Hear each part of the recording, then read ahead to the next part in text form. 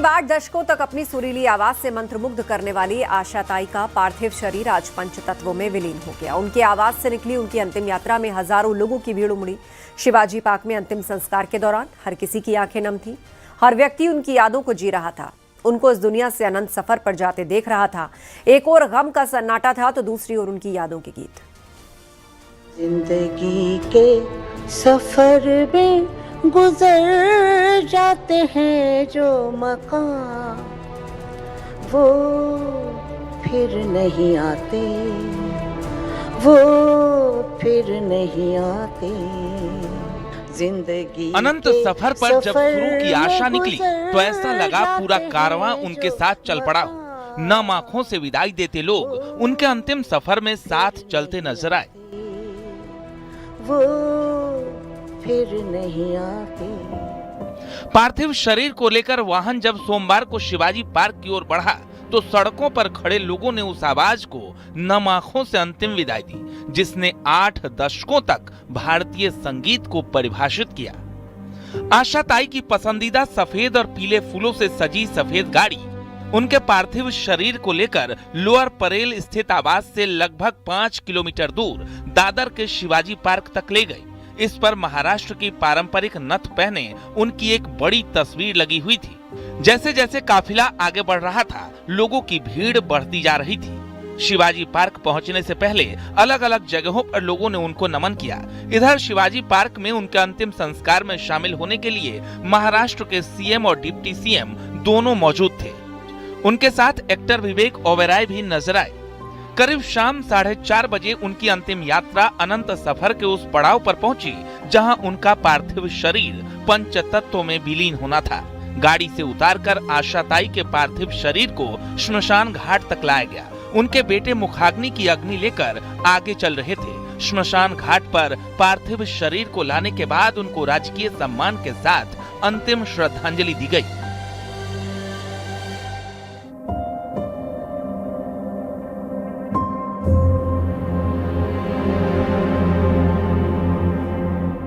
सबसे पहले सीएम फडणवीस ने उन्हें श्रद्धांजलि दी। उसके बाद डिप्टी सीएम शिंदे और अन्य लोगों ने उनको अंतिम प्रणाम किया।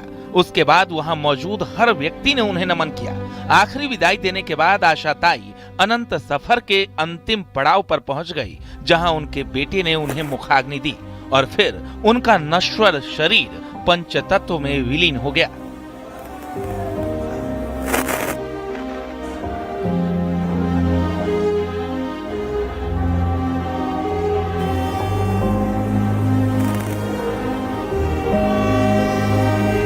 शिवाजी पार्क में अंतिम संस्कार के दौरान हर किसी की आंखें नम थी। हर व्यक्ति उनकी यादों को जी रहा था, उनको इस दुनिया से अनंत सफर पर जाते देख रहा था। एक ओर गम का सन्नाटा था तो दूसरी ओर उनकी यादों के गीत। भले ही आशा ताई अब हमारे बीच से चली गई, लेकिन उनकी जादुई आवाज हमेशा अमर रहेगी। Bureau report, news 18। Asha Bhosle ने 82 साल की सिंगिंग करियर में 9 फिल्म फेयर समेत 100 से अधिक अवार्ड जीते, जिन्हें देश के दूसरे सबसे बड़े नागरिक सम्मान पद्म विभूषण से सम्मानित किया गया। यही वजह थी कि जब उनके पार्थिव शरीर को अंतिम दर्शन के लिए रखा गया तो हर व्यक्ति उन्हें आखिरी बार अपनी आंखों में बसा लेना चाहता था। उनके अंतिम दर्शन में राजनीति, सिनेमा, खेल जगत की बड़ी हस्तियों का तांता लगा रहा।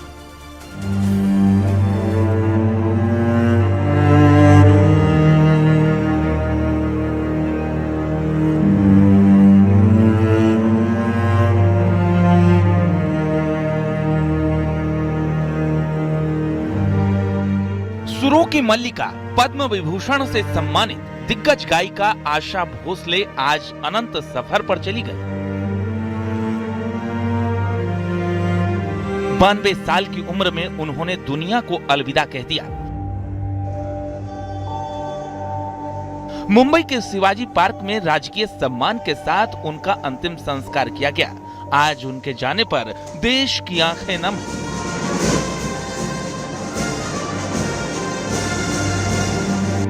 अंतिम संस्कार से पहले उनकी अंतिम यात्रा में लोगों की भारी भीड़ उमड़ी। अंतिम यात्रा उनके निवास कासा ग्रैंड से शिवाजी पार्क तक निकाली गई। पार्थिव शरीर को ले जाने के लिए गाड़ी को सफेद फूलों से सजाया गया था। अंतिम दर्शन के लिए उनके आवास पर राजनीति, सिनेमा और खेल जगत की बड़ी हस्तियों का तांता लगा रहा। अंतिम दर्शन के दौरान भावुक माहौल देखने को मिला। आशा भोसले की पोती जनाई भोसले अपनी दादी को आखिरी विदाई देते वक्त फूट फूट कर रोती नजर आई। पूरा परिवार और करीबियों की आंखें नम थी। अंतिम दर्शन के लिए महाराष्ट्र के मुख्यमंत्री देवेंद्र फडणवीस पहुंचे। इसके अलावा उद्धव ठाकरे भी अपने परिवार के साथ पहुंचकर आशा जी को श्रद्धांजलि दी। भारत के इतिहास में उन्होंने जो संगीत की सेवा की है, मंगेशकर परिवार ने जो संगीत की सेवा की है, लता दीदी के रूप में पहला सितारा, पहला तारा लुप्त होते हमने देखा और आज संगीत का दूसरा तारा भी लुप्त हुआ है। एनसीपी एसपी के सांसद सुप्रिया सुले ने भी आशा भोसले को श्रद्धांजलि दी। आशा भोसले के परिवार के करीबी रहे पूर्व क्रिकेटर सचिन तेंदुलकर पत्नी अंजलि तेंदुलकर के साथ उनका अंतिम दर्शन करने पहुंचे, जहां सचिन बेहद भावुक होते हुए दिखे। बात करते हुए सचिन की आंखें भी भर आई। गौरतलब है कि सचिन तेंदुलकर को आशा भोसले अपना बेटा मानती थी। स्वर्गीय आशा ताई का और मेरा पिछले अनेक सालों का बहुत ही नजदीकी संबंध रहा है। आशा ताई ने अपने जीवन में अनेक भाषाओं में अनेक गीत गाए और संगीत के अनेक प्रकार के गीत गाए। सब प्रकार के गीतों में उनकी मास्टरी थी। उन्होंने जो गीत गाए हैं, आज भी हम उसको विश्व में इतनी प्रसिद्धि मिली है। इसके अलावा बॉलीवुड एक्टर रितेश देशमुख ने मुंबई स्थित दिग्गज गायिका आशा भोसले के आवास पर उन्हें अंतिम श्रद्धांजलि अर्पित की।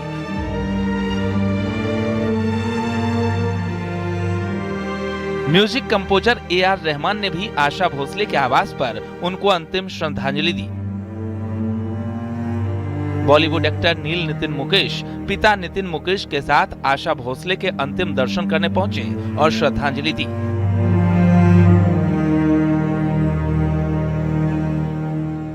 एक्ट्रेस तब्बू ने आशा भोसले को श्रद्धांजलि अर्पित की। इस दौरान तब्बू भावुक होती हुई दिखीं और उन्होंने आशा भोसले की पोती जनाई को गले लगाकर ढांढस बंधाया।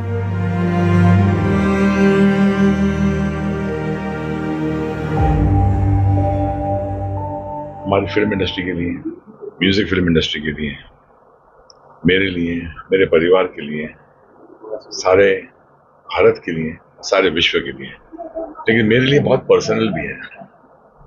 जो आप मुझे आज अन्नू मलिक देखते हैं, जो मैंने नाम कमाया है, इसमें मैं उनको आशा जी नहीं, उनको आशा माँ बोलता हूँ।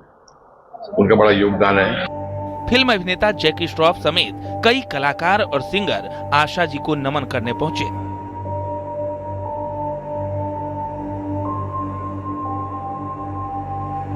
आशा भोसले ने 82 साल के सिंगिंग करियर में 9 फिल्म फेयर समेत 100 से अधिक अवार्ड जीते।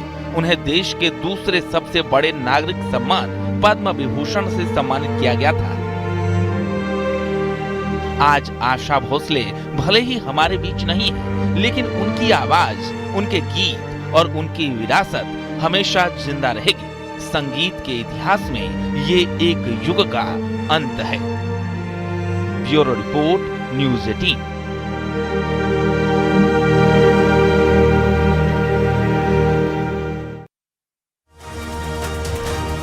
मोर हमारा राष्ट्रीय पक्षी है। चाहे पशु हो या पक्षी, सभी को आत्मसम्मान के साथ जीने का अधिकार है और मौत के बाद भी वैसा ही सम्मान मिलना चाहिए। मेरठ में एक ऐसी तस्वीर देखने को मिली जब मृत्यु के बाद एक मोर को तिरंगे में लपेट कर ले जाया गया, जिसका अंतिम संस्कार राजकीय सम्मान के साथ होगा।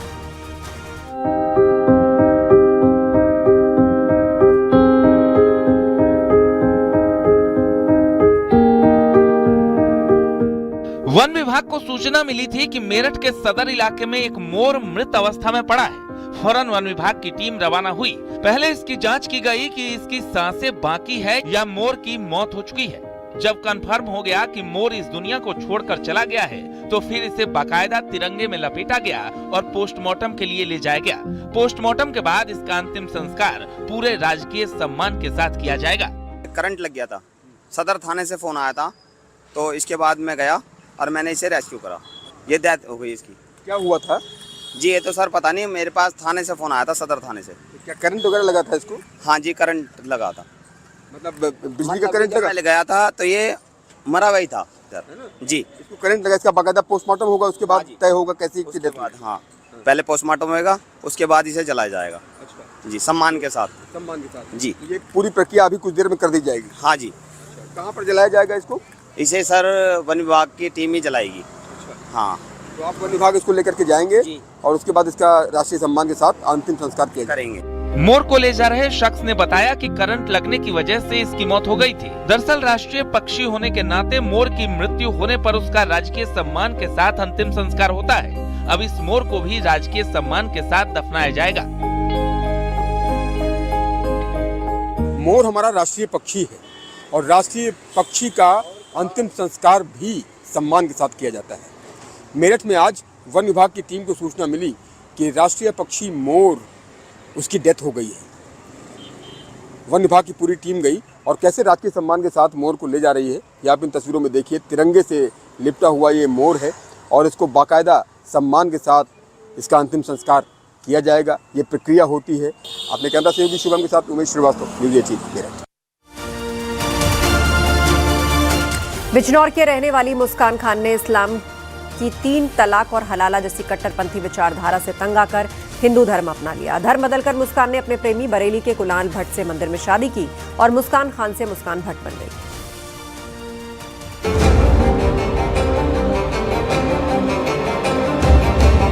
बरेली में मुस्कान खान और कुणाल भट्ट की मोहब्बत ने एक नई इबारत लिख दी है। दरअसल बिजनौर जिले की रहने वाली मुस्कान खान इस्लाम में 3 तलाक और हलाला की कुप्रथाओं को सुनकर परेशान रहती थी। वो किसी हिंदू लड़के से शादी करना चाहती थी। इसी दौरान उसकी बरेली के रहने वाले कुणाल भट्ट से दोस्ती हो गई।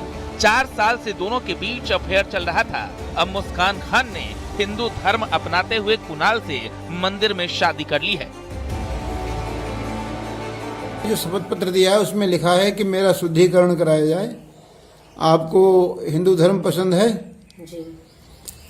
हिंदू धर्म को कितने दिनों से मानती हो? 4 साल से। 4 साल से मानती हो? जी। मंदिर वगैरह जाती हो? जी नहीं, अभी तक तो नहीं गई। मानती हो हिंदू धर्म को? देवी देवता किसी को मानती हो? जैसे शंकर जी हैं, राधा कृष्ण हैं? राधा कृष्ण। अच्छा, राधा कृष्ण को मानती हो? बिजनौर से चलकर बरेली पहुंची मुस्कान खान कुणाल भट्ट को लेकर पहले एक मंदिर में पहुंची, जहां मंदिर में सबसे पहले मुस्कान खान ने गंगाजल और गौमूत्र पीकर अपना शुद्धिकरण करवाया। इसके बाद उन्होंने हिंदू धर्म अपना लिया और फिर वो मुस्कान खान से मुस्कान भट्ट बन गई। इसके बाद मुस्कान भट्ट और कुणाल भट्ट ने ईश्वर को साक्षी मानकर एक दूसरे को अपना जीवन साथी चुन लिया। फिलहाल बरेली में मुस्कान और कुणाल भट्ट की शादी का वीडियो सोशल मीडिया पर तेजी से वायरल हो रहा है। Bureau report, news 18।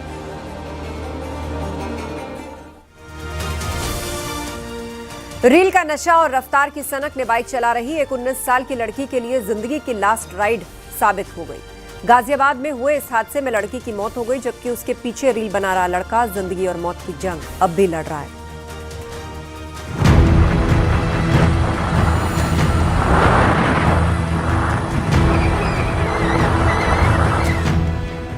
ये तस्वीर गाजियाबाद के डासना इलाके की है, जिसमें एक लड़की बाइक चलाती नजर आ रही है। इसका नाम इकरा है और इसकी उम्र 19 साल बताई जा रही है। इसके पीछे एक 20 साल का लड़का हासिम बैठा हुआ है, जो लड़की के बाइक राइड की रील बना रहा है। आराम से रेस ज्यादा ना दे यार, जल्द रेस दे। पहले तो लड़का धीरे चलाने को कहता है, फिर स्पीड बढ़ाने के लिए बताता है। वो मैं अपनी भाभी को वीडियो कॉल करता हूँ ना। जैसे ही बाइक की स्पीड बढ़ती है, दोनों रफ्तार के रोमांच का मजा लेने लगते हैं। अब ये दूसरी तस्वीर देखिए, लड़की हाईवे के ऊपर बाइक चला रही है, वो भी फुल स्पीड में। इसी बीच रील बना रहा लड़का उसे कहता है, चेहरा दिखाओ। आराम से रेस ज्यादा ना देगा, जल्द रेस दे। लड़की चेहरा दिखाती है तो लड़का उसे आगे देखने को कहता है। फिर रफ्तार के साथ बाइक पर फुल रीलबाजी होती है, लेकिन उसकी ये मस्ती वाली राइड कुछ ही पलों में मौत की लास्ट राइड बन जाती है और बाइक अंडरपास में दीवार से टकरा जाती है। मामला वेब सिटी थाना क्षेत्र का है, जहां डासना स्थित IMS कॉलेज के सामने बने अंडरपास में रविवार तड़के एक्सीडेंट की खबर आई, जिसमें 19 साल की इकरा की मौके पर ही मौत हो गई, जबकि उसके साथ बाइक पर सवार 20 साल का हासिम घायल हो गया। आराम से रेस ज्यादा ना देगा, जल्द रेस दे। जानकारी के मुताबिक दोनों शनिवार को घर से निकले थे। मुरथल और दिल्ली के आसपास भी उनकी तलाश की गई और देर रात तक वापस नहीं लौटे। परिजन रात भर उनकी तलाश करते रहे। इसी बीच तड़के करीब 4 बजे हादसे की सूचना मिली कि उनकी बाइक का एक्सीडेंट हो गया है। आराम से रेस ज्यादा ना देगा, जल्द रेस दे। फिलहाल लड़की के बाइक चलाने और स्पीड के कारण अनियंत्रित होने से हादसा होने की बात सामने आई, लेकिन पुलिस आसपास लगे CCTV कैमरों की फुटेज खंगाल रही है ताकि हादसे के सही कारणों का पता लगाया जा सके। Bureau report, news 18।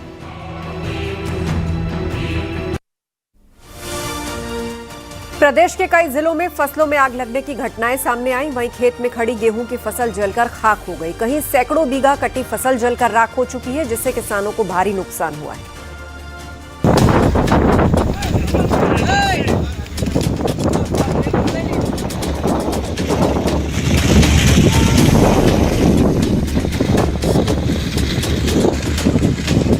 हाल ही में बारिश और ओले से किसानों की फसलें बर्बाद होने की तस्वीरें सामने आई, तो अब आग का तांडव किसानों की उम्मीदों को जला रहा है।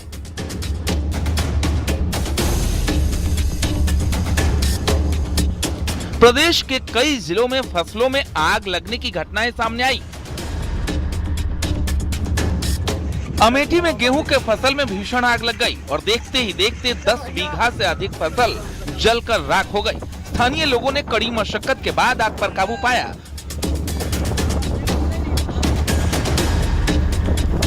मामला मुसाफिर खाना कोतवाली क्षेत्र के कस्बा स्थित गनी टॉकीज के पीछे सीवान का है।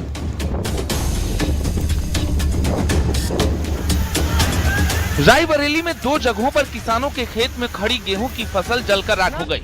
सरेनी कोतवाली क्षेत्र के कोडरा गांव में संदिग्ध परिस्थितियों में गेहूं के खेत में लगी भीषण आग ने कई बीघे की फसल को जलाकर राख कर दिया। इसके साथ ही लालगंज कोतवाली के अंबारा पश्चिम गांव में भी संदिग्ध परिस्थितियों में गेहूं के खेत में आग लग गई। लोगों ने शॉर्ट सर्किट से आग लगने की आशंका जताई।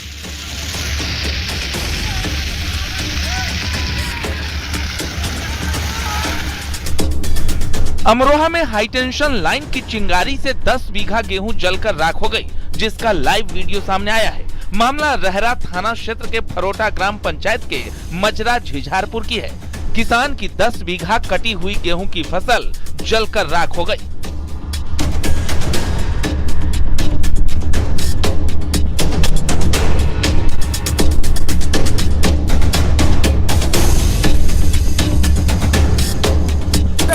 औरैया के बेला इलाके के पूर्वा भदौरिया गांव में आग से करीब 200 बीघा गेहूं की फसल जलकर राख हो गई। गेहूं की फसल पर आग लगने की यह घटना बिजली के तारों से निकली चिंगारी के चलते होने का अनुमान लगाया जा रहा है। दमकल विभाग ने स्थानीय लोगों की मदद से आग पर बड़ी मुश्किल से काबू पाया। कानपुर में भी शॉर्ट सर्किट से गेहूं की फसल में भीषण आग लग गई। आग लगने से 10 बीघा से अधिक गेहूं की फसल जलकर राख हो गई। जली फसल को देखकर खेत में ही किसान रोने लगा। मामला ककवन थाना क्षेत्र के मनावा गांव की है।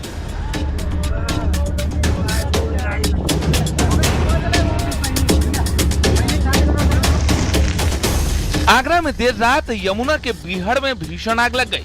आग ने देखते ही देखते पेड़ पौधों को चपेट में ले लिया। मामला थाना पिढौरा क्षेत्र के कौंध गांव के पास यमुना बीहड़ का है। कड़ी मशक्कत के बाद आग पर काबू पाया गया। Bureau report, news 18।